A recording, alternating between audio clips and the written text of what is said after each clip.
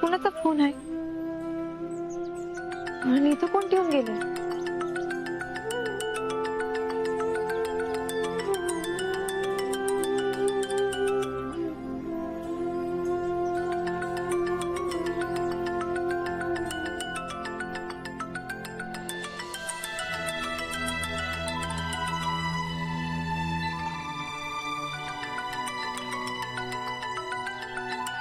नाही, हा छोट्या मालकांचा नंबर आहे. आले का नाही अजून?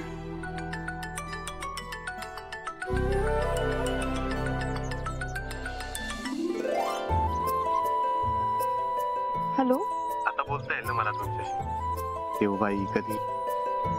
अहो छोटे मालक हा फोन हो, तुमच्यासाठीच आणलाय. माझ्यासाठी? हो, माझ्याकडून तुम्हाला ही पहिली छोटीशी भेट. पण मालक हे असं आता काहीच बोलू नका. आता मला सांगा. काय? तेच ते मगाशी तुम्ही मला म्हणणार होतात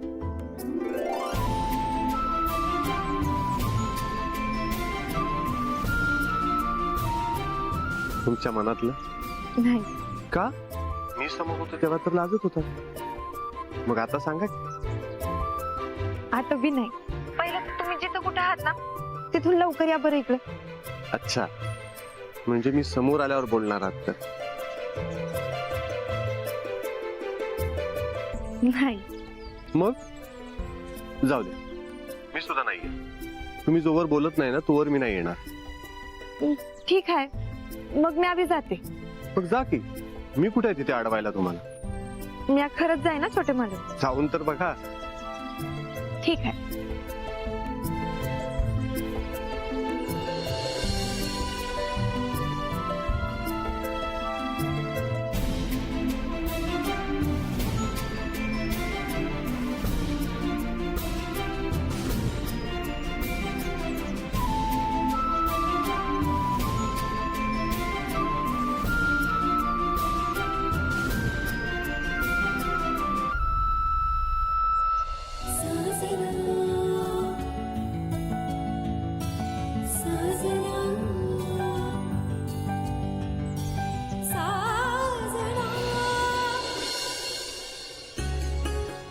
अच्छा, तुम्ही पण दूर जाऊन मला फोन करायचंय असं ठरवलंय का?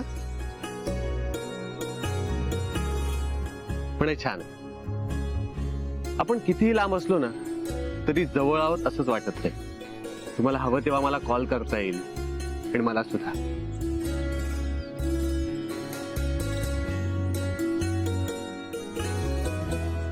मी नसताना माझी आठवण आली की बघा मोबाईल मध्ये. आता मी समोर आहे तुमच्या, माझ्याकडे बघा.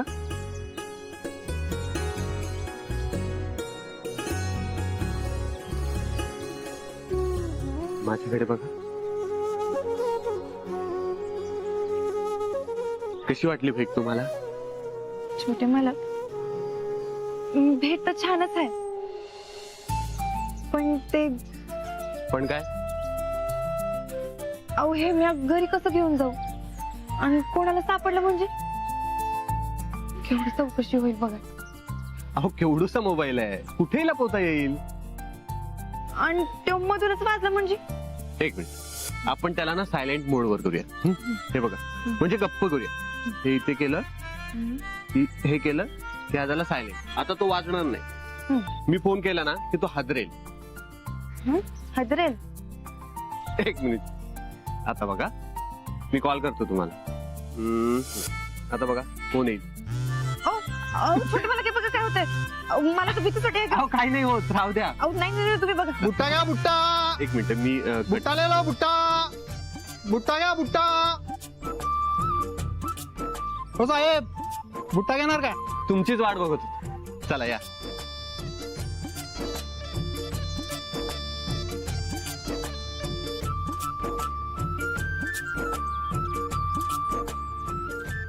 गरमागरम बुट्टा. 2 बुट्टा दे रे. साहेब, एक पाहिजे की 2 पाहिजे? कशाला तुझं नुकसान करतोय? दे 2. नाही साहेब, तुमच्यासारखे असे लोक येतात, एक बुट्टा घेतात आणि दोघे मिळून खातात, म्हणून म्हटलं.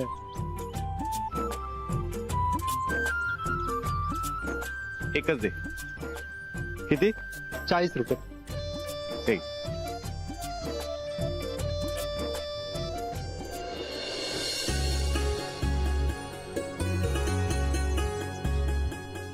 काय त्याचं नुकसान होतंय?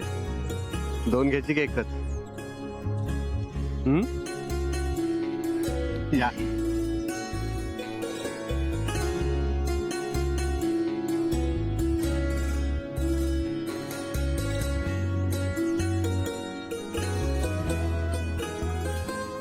घ्या, तुम्ही आधी खा. नाही नको, तुम्ही खा. तुम्ही खा. तुम्ही खा. अहो, तुम्ही काच्या नादात ना बुट्टा थंड होऊन जाईल, मग मजा नाही येणार. घ्या.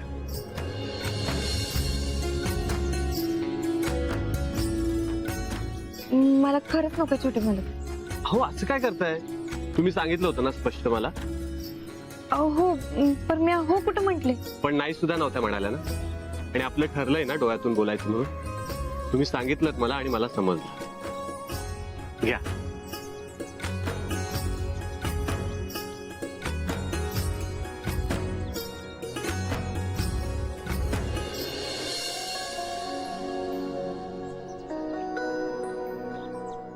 अहो, असं काय करताय? इथे बघून खा की. मला कसं कळणार की तुम्हाला आवडते की नाही ते? घ्या.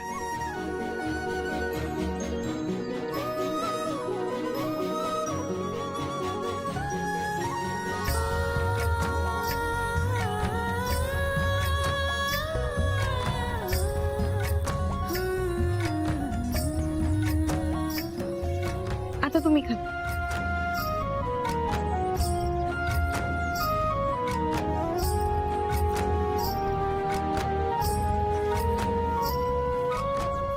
राम, असं नाही चालणार. मी नाही खाणार बुट्टा.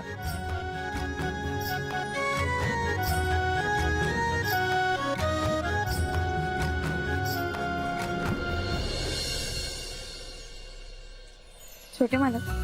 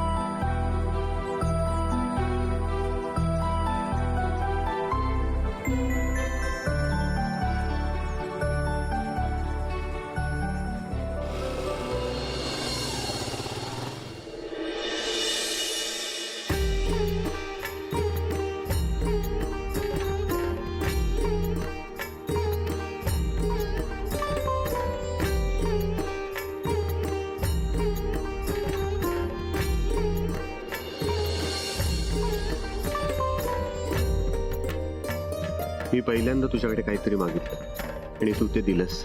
बस ह्यापुढे मी तुझ्याकडे काहीच मागणार नाही. मी खूप खुश आहे.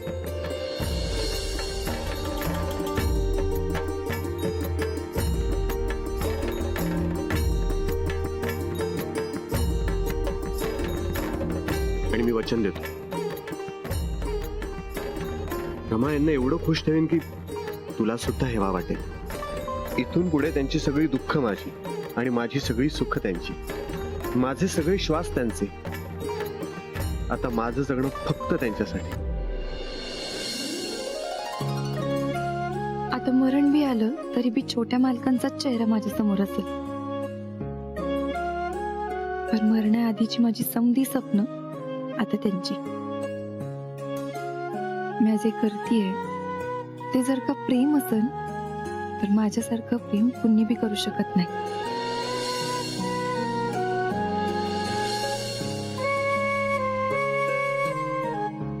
कारण माझ्याकडे छोटे मालक आहेत. देवी, तुझ्याकडे एकच प्रार्थना आहे, आता आमच्यावर कुठली बी संकट येऊ देऊ नकोस. प्रताप, प्रताप,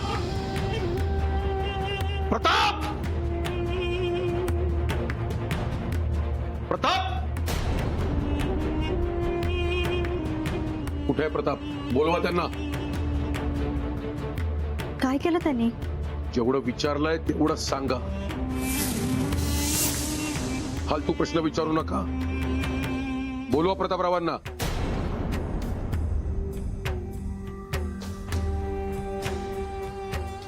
अरे बघताय काय? बोलवा ना. दादा, म्हणजे तो आता घरी नाहीये. अच्छा, म्हणजे बाहेरची कामं अजून संपली नाहीये. ती जी काही बाहेरची महत्वाची कामं असतील ना ती ताबडतोब संपून इथे या म्हणावं. फोन करा त्यांना.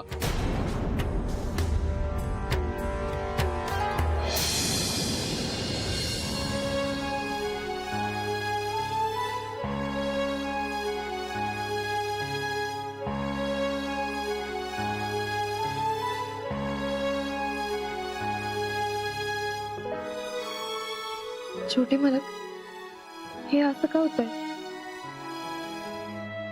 मला तर भीती वाटते. हे अपशकुन. रमा, आपण देवीच्या मंदिरात आहोत. इथे शुभ शकून अपशकुन असं काही नसतं. तुम्ही काळजी करू नका. देवी आपल्या पाठीशी.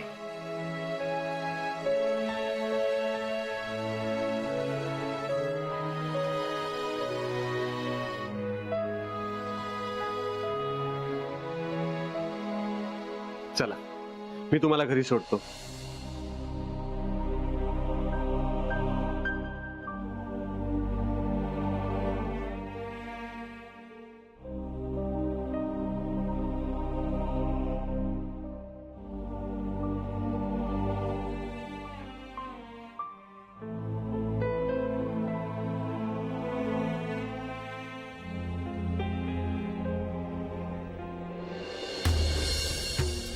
जे काही ऐकलंय ना डोक्यात सडक गेलीये माझ्या. लागला का फोन? नाही, लागतच नाहीये फोन.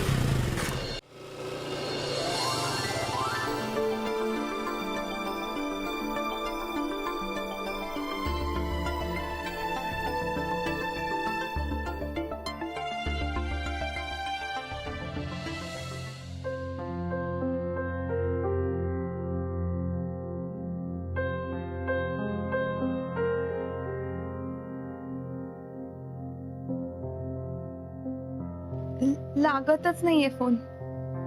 आता लागत नाहीये. मग अशा कोणी उचलत नव्हतं. फेकून देतो फोन.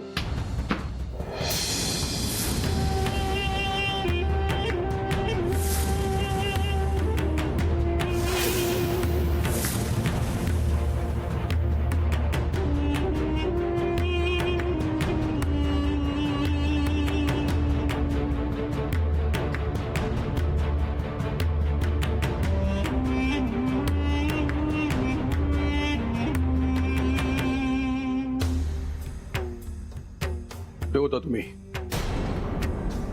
आतापर्यंत तुम्ही कुठे होतात?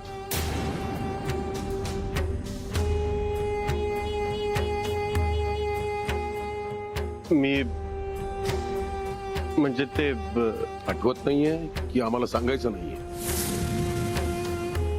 आपण कसे वागतो, आपल्या वागण्याचा आपल्या घराण्यावर, खानदानावर काय परिणाम होतो याची थोडी तरी जाणीव आहे तुम्हाला? आहे? काय झालं रावसाहेब? काय झालं? काय झालं नाहीये. तुम्ही केलं. तुम्ही खंजीर नको त्या माणसाच्या हातात दिलात आणि त्याला दाखवली ती माझ्या वडिलांची पाठ धर खूपच, आणि त्यांनी खंजीर आमच्या पाठीत खूपच तुम्ही आमचा विश्वास धुळीला मिळवलात प्रतापराव. रावसाहेब पण काय झालं ते तरी सांगा. काय सांगू? सांगा ना, काय सांगू? तुम्ही त्या दिवेकरांचा अपमान केलात आणि त्या अपमानाचा सूड त्याने आमच्यावर उगवला, हे सांगू तुम्हाला? त्या दिवेकरांनी पक्षात माझ्या विरुद्ध वातावरण निर्माण केलं. इतकं घाणेरडं राजकारण खेळल्यात माझ्या विरुद्ध. ज्या पक्षासाठी मी काम केलं, ज्या पक्षाला मी मोठं केलं, ज्या पक्षाने मला मोठं केलं, तो पक्ष सोडण्याची वेळ आणलीत माझ्यावरती. आणि हे सगळं तुमच्यामुळे झालंय.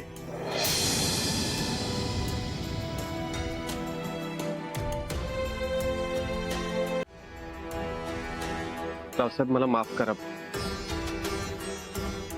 माझ्यामुळे तुम्हाला खूप त्रास सहन करायला लागतोय. आता तुम्ही द्याल ती शिक्षा मला मान्य आहे. शिक्षा? ही वेळ शिक्षेची नाहीये, दिवेकरांना रोखठोक उत्तर देण्याची आहे. दिवेकरांना काय वाटलं, माझ्या विरुद्ध एवढं घाणेरडं राजकारण खेळल्यावर मी शांत बसेल? आता त्यांना रावसाहेबांची खरी ताकद कळेल. रावसाहेब पक्षात नसल्यावर पक्षाला कसं खिंडार पडू शकतं हे कळेल त्यांना. आता बघाच, हा पक्ष सोडला म्हणजे रावसाहेब संपला असं ज्यांना वाटत असेल त्यांनी बघा, रावसाहेब लवकरच नवीन पक्षाची घोषणा करतात की नाही. मला दाखवून द्यायचंय त्यांना, माझ्या बाले किल्ल्याचा राजा मीच. तुम्ही जो निर्णय घ्याल तो योग्यच असेल आणि आम्ही सगळेच तुमच्या पाठीशी आहोत. प्रतापराव, ही वेळ पाठीशी उभी राहण्याची नाहीये, खांद्याला खांदा भिडवून काम करण्याची. म्हणजे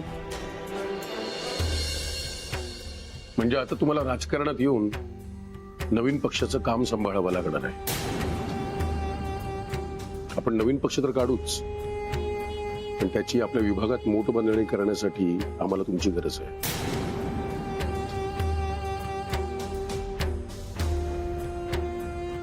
त्यामुळे तुम्ही पक्ष स्थापनेपासून आमच्या सोबत राहा. आम्हाला आता राज्यभर पक्षाची मोर्चेबंधणी करण्यासाठी फिरत राहावं लागणार आहे. त्यामुळे पक्षाच्या अध्यक्षपदाचं काम तुम्हालाच सांभाळावं लागणार.